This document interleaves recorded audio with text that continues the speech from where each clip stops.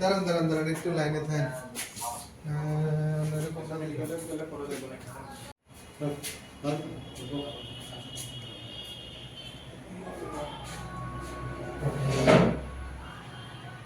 কালকে আমতলী বাজারে তারা একটা মুদির দোকানে ঢুকে চুরি করার উদ্দেশ্যে এখানে আমাদের পুলিশ পার্টি এবং বাজারের পাহারা মিলে তাদের আটক করে এবং আমরা থানায় নিয়ে আসি। এই ব্যাপারে একটা আমতলী থানাতে কেস রেজিস্টার হয়েছে, চুরির কেস, এবং তাদের বিরুদ্ধে যথেষ্ট এভিডেন্স আছে।